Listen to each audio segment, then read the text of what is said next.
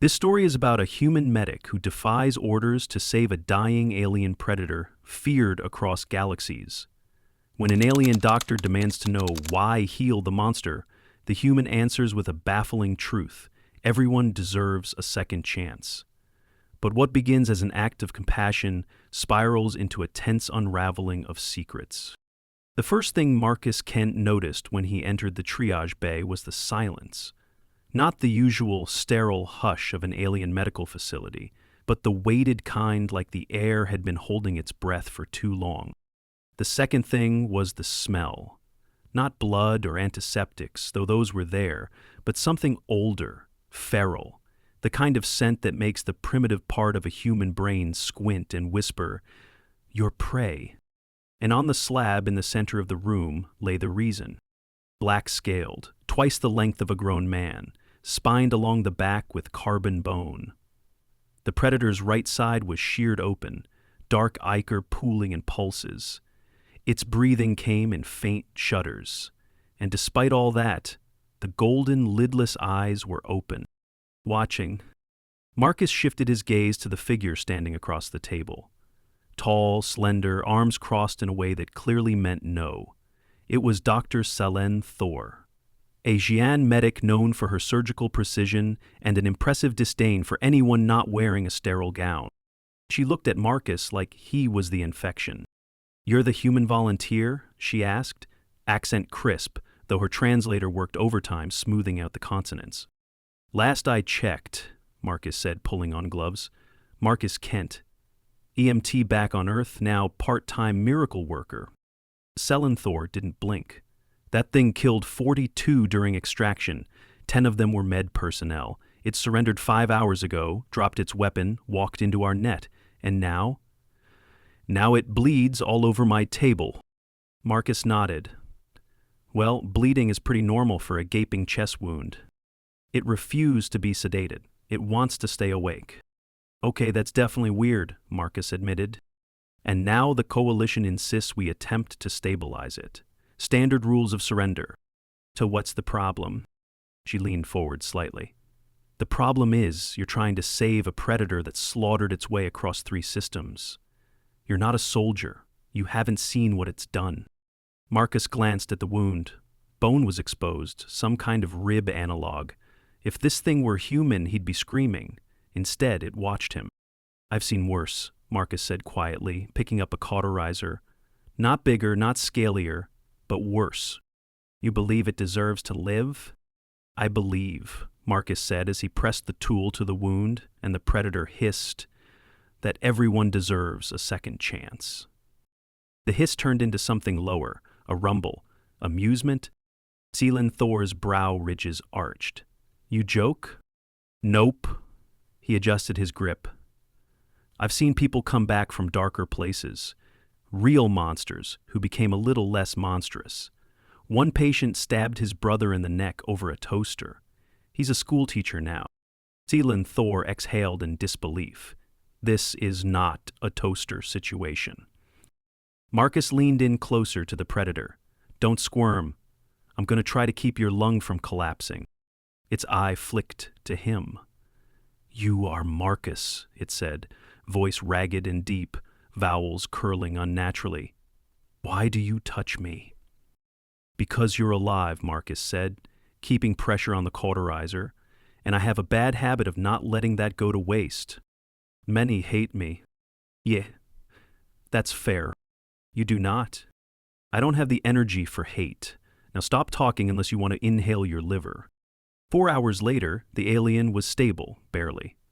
Whatever kind of biology it had, it didn't follow normal healing timelines, or clotting, or logic.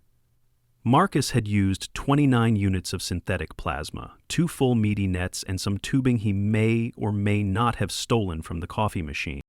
He collapsed on a bench in the observation room, forehead slick. Selen Thor stood over a console, arms folded.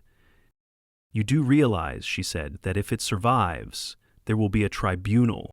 "I didn't do it for a trial." "It surrendered. No one knows why."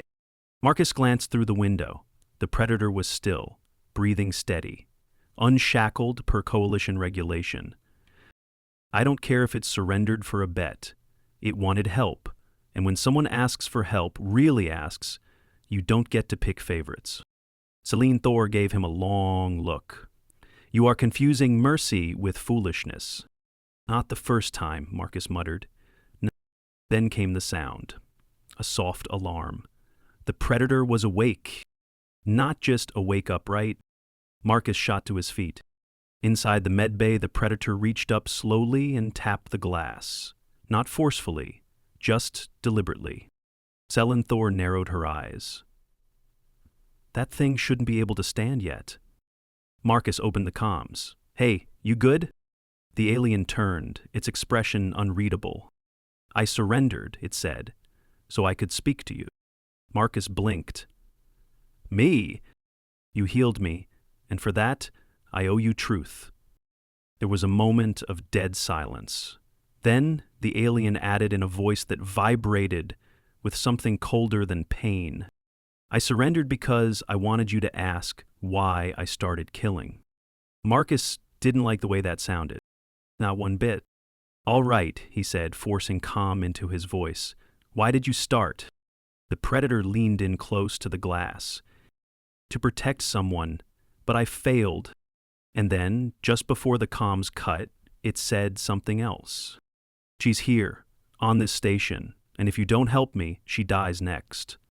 Marcus stood frozen, the hairs on his neck rising. Celine Thor spoke first. This is not medical anymore. No, Marcus agreed slowly. Now it's personal. The hallway outside the medbay smelled like recycled air and sterilized panic. Marcus jogged through it, jacket half-zipped, earpiece dangling as coalition security units barked over the intercom in a dozen dialects. None of them helpful, all of them tense. Station Azura 9 had protocols. It had redundancies, scanners, weapons arrays, even fail-safes buried under fail-safes. But nothing in the manual covered a war criminal voluntarily walking into custody and then calmly announcing that the child he'd killed for was a bore. Marcus bypassed 2 guards and swiped into security command. The room lit up in sharp whites and holograms, showing movement across every deck. Celine Thor stood with a cluster of officers, arms behind her back. She didn't look at Marcus as he entered. She didn't have to. Her tail flicked once, the closest she ever got to swearing. Where is it? Marcus asked. Still in medbay, she replied, voice clipped. We activated level 3 stasis shielding. You're welcome. And the girl? We're combing the non-registered life forms now. There are 17 juveniles aboard, 15 accounted for with guardian logs. 2 are unidentified. Where? Celine Thor gestured. Cargo deck subsection E. Marcus frowned. That's restricted. Exactly. And here's the kicker. Security logs show 2 breaches down there. One 5 hours ago, one 30 minutes before he surrendered. Marcus stared at the hologram. So he put her there, then turned himself in. Or, Celine Thor countered, he lured us into a trap. Marcus shook his head. No. If he wanted to escape, he wouldn't have walked into a sterile room without weapons or armor. Celine Thor paused. You still think he's telling the truth? I think, Marcus said slowly, that a dying man doesn't talk about saving someone unless it matters. She considered that. You're still going down there, aren't you? Yep. She exhaled. Basically bankrolled a jump by bonded a few asteroids. I get that a lot. Cargo deck E was less a deck and more a forgotten storage maze, smelling faintly of ozone and guilt. The lights flickered in a way that suggested engineers had stopped caring years ago.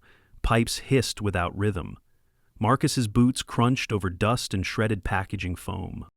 He wasn't alone. A scrawny form darted between crates ahead, too fast for an adult, too clumsy to be practice. Marcus raised both hands. Hey, I'm not here to hurt you. No response. He stepped forward. Your dad sent me. That stopped her. She turned slowly from behind a storage unit. Her skin was a dull gray with faint patterns like tree bark. Same gold eyes, younger, smaller, terrified. "Name's Marcus," he said gently. "I'm not military. I'm just the idiot who patched him up." The girl said nothing. "You want to see him?" he asked. And paused. Then, "He said not to move. Said you'd come." Marcus blinked.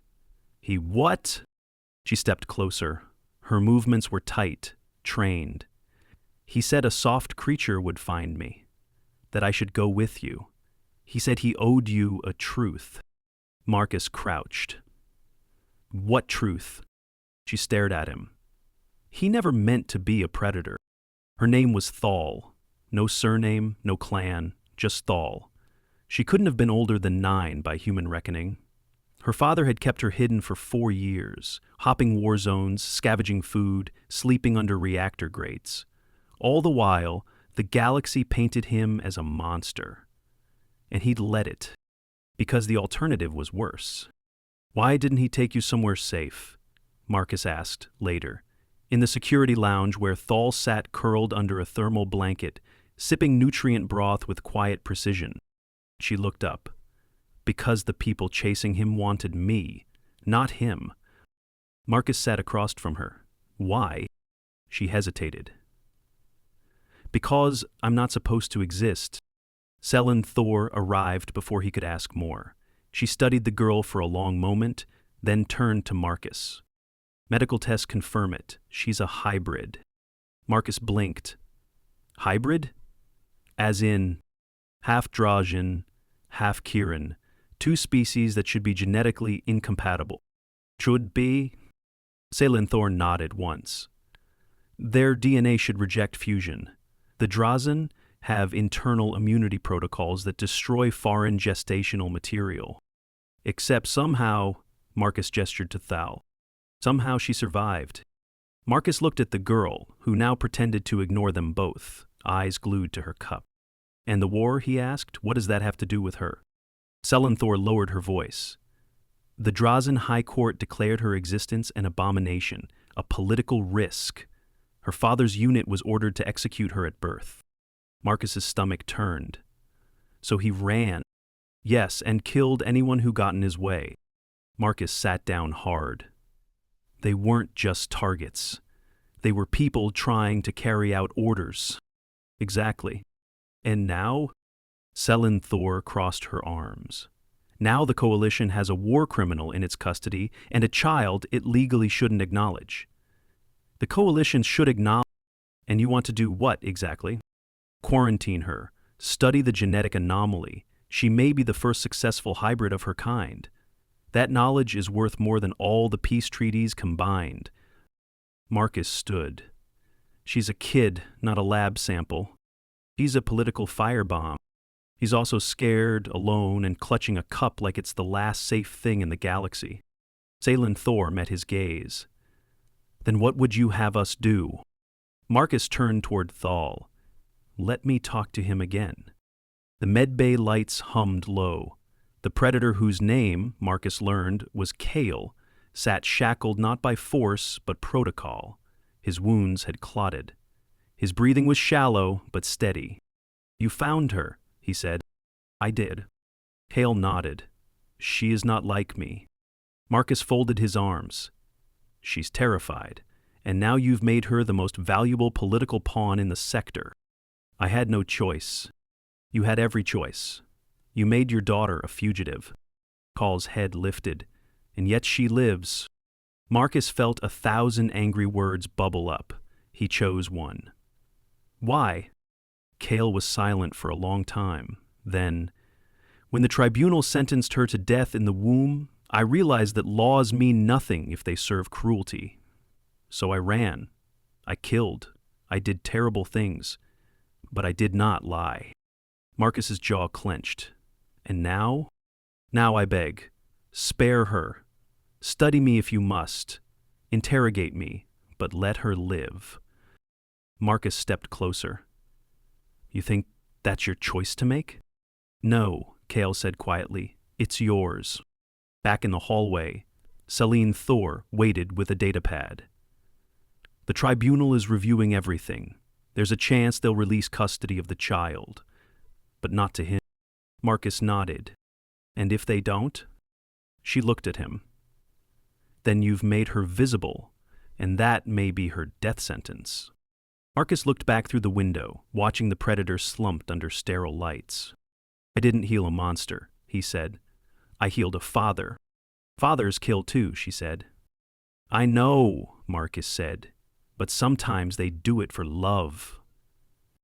When Marcus returned to the security lounge, Thal was asleep under the blanket, one hand curled around her empty cup. He sat nearby, watching her chest rise and fall. She didn't stir, but just before he closed his eyes, he heard her whisper, soft and strange. Thank you for finding me, soft creature. Her name was Thal. No surname, no clan, just Thal. The tribunal chamber was built to impress or intimidate, depending on your perspective. Marcus figured it leaned heavily toward the latter. Tiered seating rose in a crescent around the center dais, which was currently occupied by exactly one large display screen, 12 delegates from 7 systems, and one very bored-looking AI stenographer. Marcus had slept 3 hours in the past 36, most of it seated on the floor next to a blanket cocoon that occasionally muttered in alien. Thal hadn't spoken much after waking. She ate, answered basic questions, then asked for drawing tools. She'd been sketching her hiding places in charcoal, recreating whole corridors from memory. Now she sat to Marcus's left, silent, legs swinging from her chair. She'd asked only once where her father was. Marcus had answered truthfully, waiting. Kale sat in an observation cell 5 decks below, under constant supervision. He hadn't requested anything, not even food. Celine Thor entered last. Coalition robes traded for her usual scrubs. She gave Marcus a brief nod, then turned to face the council. As the lead delegate, a stern, red-eyed Polixi called the tribunal to order. The matter before us is one of legal ambiguity and ethical complexity, the delegate began. A war criminal has surrendered under coalition jurisdiction. He claims to have acted to protect a hybrid offspring, born of 2 incompatible species. That offspring is present. Thal didn't flinch. The tribunal recognizes Marcus Kent as acting guardian by emergency designation. Mr. Kent, you may speak. Marcus stood.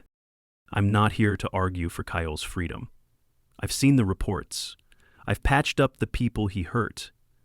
But I've also seen what he's protecting. And I've spoken to her. Thal's not a soldier. She's not a political threat. She's a child. Delegate 3, a translucent-skinned Sirali, leaned forward. Are you suggesting the coalition ignore the broader implications of her biology? I'm saying maybe start by treating her like a person, not a gene sequence. Delegate 4 drummed metal fingers on the bench. And if her existence destabilizes ongoing peace treaties? Marcus looked down at Thal. She was now drawing on the underside of the desk. If the cost of peace is murdering kids, he said, then maybe the treaties aren't worth the paper they're printed on. That got some murmurs. Delegate 1 spoke again. The child's safety is paramount, but so is interspecies stability. We cannot allow unmonitored anomalies. There will be tests, custody decisions, long-term solutions. Marcus didn't like the sound of solutions. Celine Thor stepped forward. I've examined Thal. Her physiology does not appear unstable. She shows no signs of cellular rejection or hybrid degradation, but I recommend continued medical oversight. And if custody is awarded to you, Delegate 5 asked. I will refuse, she said bluntly. I am not a guardian. That left everyone staring at Marcus. He swallowed. I didn't sign up for this. I was just supposed to keep a patient from bleeding out. But I've already been watching over her for 2 days. I'll keep doing it. If you let me. More murmurs. The tribunal recessed for deliberation. An hour later, Marcus stood in the corridor outside the chamber, nursing a sore shoulder and lukewarm tea. Celine Thor joined him, arms crossed. "They're considering it," she said. "Great, maybe I'll throw her a graduation party in the cargo bay. She's drawing your coffee cup right now." Marcus blinked. "Really?" "She's gotten the smudge on the handle exact." He laughed softly. "Kid's got talent." "She has more than that. She's perceptive. I believe she knew the tribunal was watching her even before they spoke. She probably learned early not to speak unless it's safe." Celine Thor tilted her head. "Do you still think Kale's surrender wasn't part of something larger?" Marcus hesitated. "He's hiding something, but not in the way we thought." "Then how?" "He surrendered to protect her. That much I believe, but he didn't expect to survive. I think he wanted to make sure she'd end up with someone who didn't treat her like a petri dish." Celine Thor frowned. "And he thought you were qualified?" Marcus looked at his tea. "Apparently so." That night, the station shook. A deep vibration rolled through the decks at 300 station time. Marcus jolted awake in the med bunk room, instinct dragging him upright. Across the small cabin, Thal sat cross-legged on the cot, perfectly calm. "It's them," she said. Marcus blinked. "Who?" She didn't answer, just stared at the wall. The door burst open a moment later. Celine Thor stood in full gear, a stun baton in one hand. "Someone just breached the outer docking ring," she snapped. "Internal sensors are being jammed." "Who breaches a coalition station?" "Someone with inside codes." Marcus grabbed his jacket. "Where's Kale?" "Still secure." "Then they're not here for him." Celine Thor paused. "They're here for her." Thal's voice was soft. "He said they'd come." "Who are they?" Marcus asked. Thal looked at him. "The tribunal's enforcers. They want the secret buried, and that means me." They moved fast. Marcus, Celine Thor, and Thal took a secondary route through service tunnels, bypassing sealed doors and compromised scanners. Blaster fire echoed distantly through the bulkheads. Most of the station's security was focused near the portside docks, exactly where the tribunal had been convening. "Decoy move," Celine Thor muttered. "Classic pincer tactic. Draw everyone one way, extract target from the blind spot." "How'd they get access?" Marcus asked. "Probably bought it. Some species don't need ethics when credits work." They reached the old cargo bay, Thal's previous hiding place. It had one entrance, one exit. No windows, no glory, just shadows. Perfect for a last stand. Marcus ushered Thal behind a tall crate. "Stay quiet. If things go south, you take the vent behind you and crawl until you hit air ducts." Tal nodded once. Celine Thor crouched by the entrance. "We have maybe 5 minutes." Marcus looked around. "Got anything we can use as a distraction?" She tossed him a canister. "Emergency flash flare." "Will this blind them?" "Temporarily." "Will it kill me?" "If you hold it upside down." "Great." The door slid open before either could speak again. The figure who stepped through wasn't armored, wasn't armed, wasn't coalition. It was Kale. No chains, no guards. Just him. Marcus rose slowly. "What the hell?" "They let me out," Kale said. "Or rather, they ran." "Who did?" Kale turned, revealing a gash down his arm. The ones who came for her weren't just tribunal agents. They were black market operatives, bioharvesters. Marcus's stomach dropped. "You mean organ thieves?" "No. Worse. They wanted the genome." Celine Thor straightened. "They weren't here to kill her. They wanted to replicate her." Kale nodded. "Weaponize the fusion. Breed new soldiers immune to species-based immunity protocols." Thal emerged from behind the crate. "He told me it would happen." Kale fell to one knee, panting. "I tried to stop it. I killed 2 of them. The others fled when the Coalition AI activated emergency lockdown. But more will come." Marcus looked at the girl. "You knew?" "I saw it. When they scanned me, they didn't see a kid, they saw a tool." Sailing Thor exhaled. So now what? Kale looked up. Now, I give you the only thing that can end this. He reached into his suit and pulled out a data core. This contains the full genetic sequence, the process, the anomaly. Give it to the tribunal, let them analyze it, then destroy it. Marcus stared. That's your daughter's life in that cube. It's her curse, Kale said quietly. They'll never stop if they think they can copy her. Thor took the core. And you? Kale stood slowly. I'll surrender. For real this time. Marcus watched him, unsure what to feel. Gratitude, anger, sadness, mostly confusion. You knew this would happen. You planned it all. Kale nodded. But I didn't plan for you. The next morning, the tribunal reconvened in what was left of the secure chamber. Half the ceiling had been scorched by blast fire. Delegates sat on backup chairs. The AI stenographer was now wearing a helmet for protection. Marcus handed over the data core. Kale stood silently behind him, shackled once more. Fall stood beside Marcus, one hand on his arm. Delegate 1 reviewed the footage of the infiltration, the confrontation, the core. Then looked up. The tribunal rules as follows. Kale, you will be remanded into indefinite custody pending formal sentencing. Thal will be placed under protection until a safe relocation can be arranged.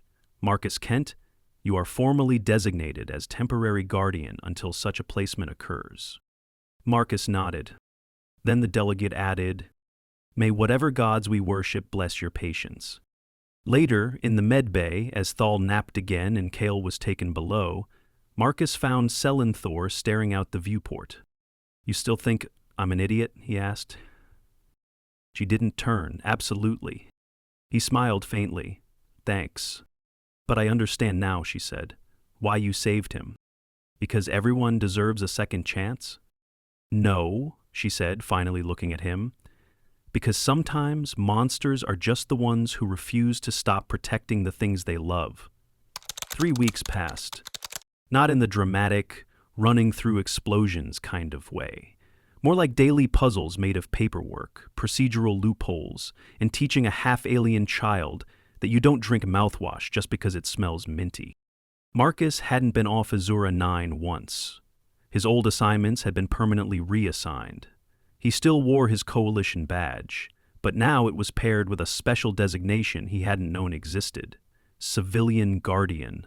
Juvenile classification, Class C hybrid, custodial provisional authority. Even Celine Thor had to pause when she saw the documentation. It's like someone lost a bet and you're the result, she said dryly over lunch one day. Marcus offered her one of Thal's drawings, a sharp, stylized rendering of Celine Thor scowling at a plant. She didn't smile, but she didn't tear it up either. Kale remained in custody. He didn't resist the daily interrogations, the scans, the genetic mapping, but he refused to give anything beyond the core Marcus had already delivered. Whatever secrets he had left, they weren't in his blood. They were in the way he spoke to Thal during their sanctioned 20-minute audio calls each week. You still drawing the ducks? He asked once. Yes, she replied. They changed the vent covers on Deck 9. They look like grumpy turtles now. Excellent, Kale said softly. Grumpy turtles are harder to infiltrate. Marcus listened in as required and realized something odd. Kale wasn't trying to protect Thal anymore. He was preparing her to live without him. It was during a station-wide recalibration that things came to a head. Marcus and Thal were in the education wing, which had been hastily adapted into a semi-formal learning space for her. She had her own console, a personalized code, and a desk with stickers she insisted were battle sigils. Why do human schools teach numbers before anatomy? She asked one morning. Because learning to count your fingers is a good way to not accidentally lose them, Marcus replied. Thal considered that. I like this logic. He smiled, but something about the room felt off. Too quiet. Too still. Then the lights dimmed. Not dramatically, just enough to make Marcus's stomach knot. Thal sat up. The cycle isn't due for 6 hours. He grabbed the emergency comm. Kent to operations. You seeing this fluctuation? Static. He tried again. Nothing. Then the wall console flickered and a symbol appeared. Red, interlinked triangles within a circle. Not coalition. Not friendly. Get under the desk, Marcus said low and firm. Thal obeyed without hesitation. The door opened. Not with force. With access. Two figures stepped through, faces masked, weapons low but ready. Marcus Kent, one asked in oddly polite galactic common. You got the wrong office, Marcus replied. We're here for the girl. You'll have to kill me first. Not the goal, the lead figure said. We're not here to hurt anyone. We're here to deliver a message. Marcus blinked. Really? The second figure stepped forward and placed a small disc on the floor. It activated, projecting Kale's image. Only Kale looked thinner, tired. His voice crackled slightly. If you're hearing this, it means I'm no longer in Coalition custody. But not because I escaped. Marcus tensed. Kale continued. They made me a deal. One I could not refuse. Information in exchange for Thal's absolute protection. Thal crawled out from under the desk. Dad? The image turned to her. They promised me you'd be safe. That you'd get a real life, one not built on running or hiding. Marcus looked at the intruders. You recorded this, then helped him disappear. He insisted, one replied. You're not our target. You never were. The message ended. The disk powered down. The figures backed away. You'll find your clearance updated, one said. She's no longer a custody issue. She's your ward, permanently. Wait, Marcus said, stepping forward. He's just gone? Sometimes a second chance means not coming back, the figure replied. And then they were gone. It took 12 more days for the Coalition to confirm what had happened. Kale had brokered a data for exile arrangement with a neutral species known for vanishing political figures into protection sanctuaries. The tribunal had approved it under emergency protocol.